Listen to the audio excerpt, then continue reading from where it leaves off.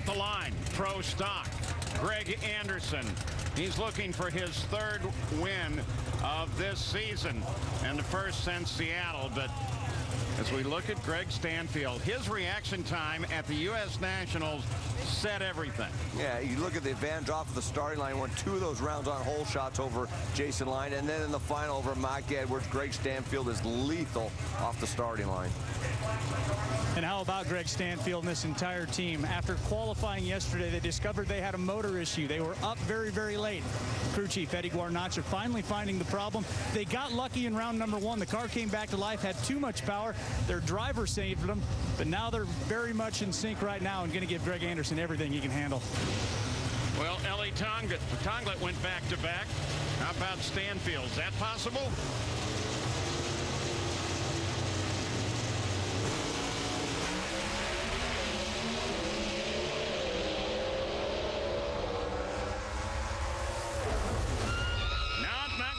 This time it's going to work for Greg Anderson. He came off the line just a little bit later, ran a 660, 209 miles an hour.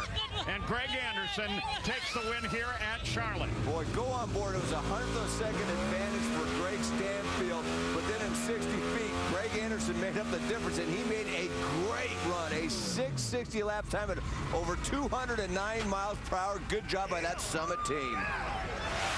Well, in and amongst this Summit team here celebrating at the starting line, we find the crew chief, Rob Downing. Rob, how do you explain being able to go to a backup car, a car you ran a year ago, and come out of the box and win?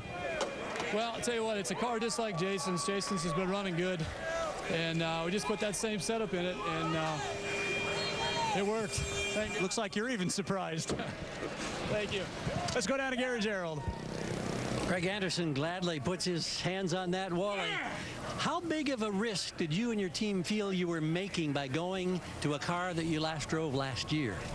I don't ever not trust my guys, Gary. They are the greatest. They're the best. We've been through a heck of a season. Tried cars a couple of different times. Every time we've switched, it's worked out for us. I don't know what it is. It's just like shaking up personnel.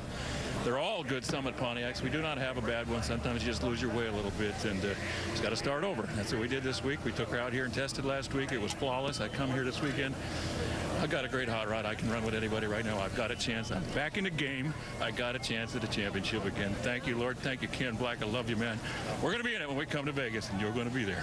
All right. Nothing like winning on the home track. John Kernan? And I'm with Greg Stanfield. And Greg, a runner-up finish, not quite like it was at Indy, winning the Wally there. But as far as the countdown goes, you're now 34 points behind Mike Edwards. That's a great day for the Nitro Fish team here. We come in, struggle a little bit this weekend, and turn it around. Ended up in the final round here. Hey, Anderson Summit team, they're a great team. Be in the final round with him, and he kind of went low for the round the whole weekend. So we're happy. We're going to build off of it and go home, work harder, and see if we can keep going. Best of luck to you. Thank you.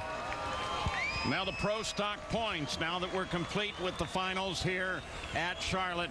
And take a look. Greg Anderson is now just 27 points back from Mike Edwards. Greg Stanfield is only 34 back. Big 3-position move for Greg Anderson, stat guy. A big win for Greg Anderson, but here's the stat. Last year he took 24 races to win 3. Remember, he won the finals over Kurt Johnson. This year he took of all of 19. He's in play for that championship. And that's the Greg Anderson that we remember and love. And the team goes down to celebrate.